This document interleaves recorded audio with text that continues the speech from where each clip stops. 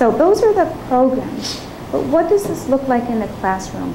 I'm very briefly going to show you some of the things that we work with our teachers, and they're not specific to any one of those programs, but they are specific to helping gifted children learn. Acceleration. We know that gifted kids need opportunities to accelerate in their learning in certain content areas for which they demonstrate mastery. How do they do that? Because we use ongoing formative assessments quarterly in the core content areas. This is all aligned to our standards, now Common Core standards, which we are developing those assessments for. But the acceleration can occur in any of those gifted programs.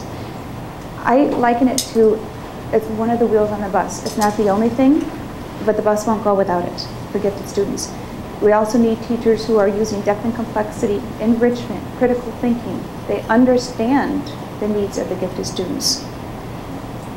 Flexible grouping, as I mentioned, we form our flexible groups within the class, but sometimes within the grade level, or sometimes even beyond. But this really is temporary groupings where kids with certain abilities or interests or learning styles can work together on projects where if they were not with somebody that they felt connected to, or that they might not take it to that challenge level. Curriculum compacting. Dr. Joseph Renzulli coined this phrase for gifted, and what we do is we compact the time during which the students need to learn the material because they can learn it really quickly, and we compact the amount because they don't need to do 25 of those math problems when they can do the 5 most difficult and show me, or 10 difficult ones and show me. They're ready to move on, and we need to be able to move them on. Critical thinking and enrichment. Learning activities and questioning strategies that emphasize critical and creative thinking.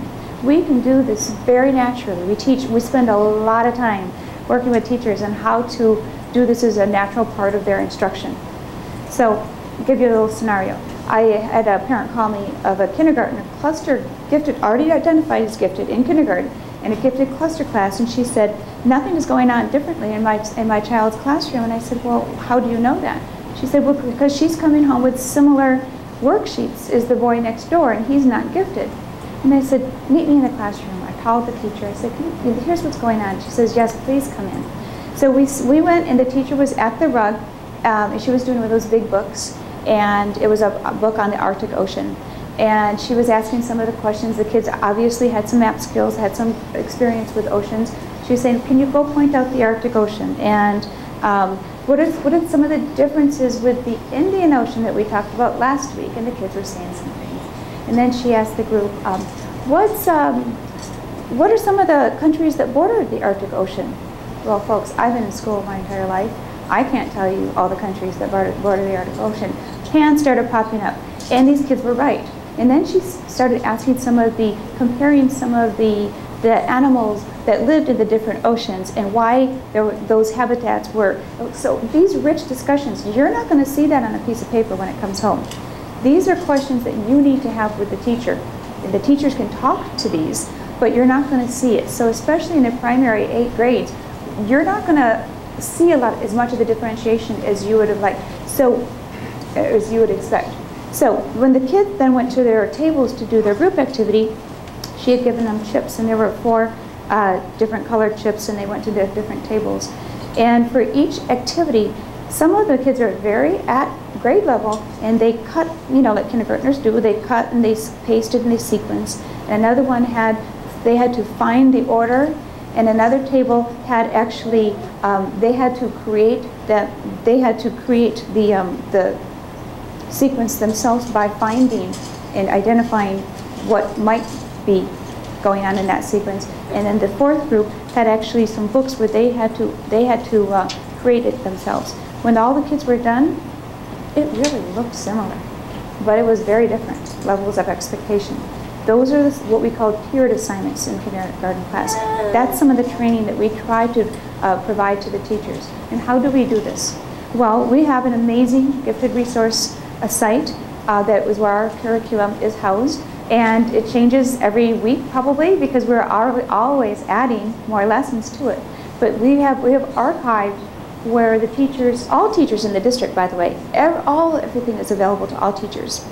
But we have where they can chat, where they can look at some of our lessons, where they can do online PD, where they can access thousands of lessons, where they can look at our formative assessments, where we can see what our professional learning communities are developing. So this is a really rich resource that we have provided in our district for our teachers to be able to support them with all that they do. Another way we support our teachers is that we provide a tremendous amount of training. These, I pasted in just the titles of the workshops that we're offering this fall. These are examples that we know these kids in the classroom need these types of, their teachers to understand how to differentiate their lessons. We know that the teachers need some training and some time to work with other teachers to develop these. We don't just throw kids in a classroom and say, okay, well, to tell the teacher, okay, they're gifted, now just go take care of their gifted needs. We provide a lot of support, and we do that very well in PV. I am the author or co-author of those 3 books, the Cluster Grouping Handbook, which is one our cluster teachers use to work in the cluster model. I just recently helped revise Teaching Gifted Kids in Today's Classroom, and we have, our teachers did a training video, and this is a national training video in a variety of our classroom settings, all of those ones that I just showed you, the programs that I showed you. Well, we have examples of our teachers using some of the strategies from this book to help train our teachers, but actually to help train on a national level because it's a national publication. But they're that good that we were able to do all of that, create that training guide here in Paradise Valley. And then my 3rd one is helping all gifted children learn using the results of a nonverbal ability test. This is really important to me because this is a group of students, and some of your kids might be identified as nonverbal, and then people say, what does that mean? What does that look like? It's this construct of the test item that makes it nonverbal, but that's widely misunderstood. So that book is also on strategies on how. So the reason I wanted to point those out to you is because I want to show you that we are leaders in gifted education in Arizona, but we also understand that we need to support and train the teachers, and we like to do it in an inclusive setting as much as possible. So we bring this to the classroom and bring the training to the teacher, and want to support your kids as much as possible. Now, a lot of you came in and said, my child's not yet identified as gifted. I'm here to learn more about it because the classroom teacher is encouraging me to, or suggesting that we test. Know that even if your child does not identify as gifted, these strategies, this training, it's in the classrooms. It's also available to all of the teachers in the district. And we want to strongly encourage all teachers to participate in that. I've given you a lot of information about our gifted programs, our models. And I have to tell you, there is no single one best program or model or type of service. It really, truly depends on what your child needs. And based on that video that we saw, based on some of the characteristics, you're going to see that the kids, one child might need a self-contained, and another child is going to do really well in the nonverbal core. Another child really needs the Choice Exceptional class program.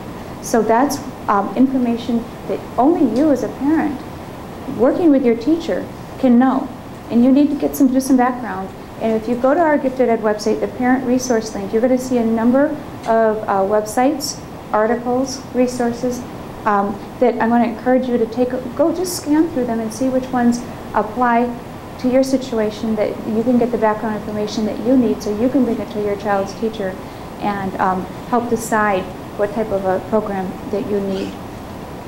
Understand that teachers bring expertise in the curriculum planning, classroom organization, student motivation, but you have the unique insights into who your child is, how they learn, their interests, their aptitudes, and you need to work with the classroom teachers to see how we can bring those two together to make sure we are providing the most appropriate,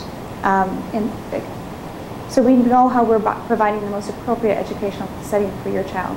And that teachers are not going to without your input, and you're not going to know unless you are seeing what the teachers are seeing in the classroom as well. So I encourage you to have very strong, healthy, positive discussions. Never use the B word. Everyone know the B word? Bored. Never say that to a teacher. Child's bored in your class. Ouch. Teachers go into the profession because they like kids. They like to help kids. We're nurturers and caregivers. So we are doing everything. I mean, it's a difficult profession. So you know that your teacher is there to help your child and wants to work with you toward that end.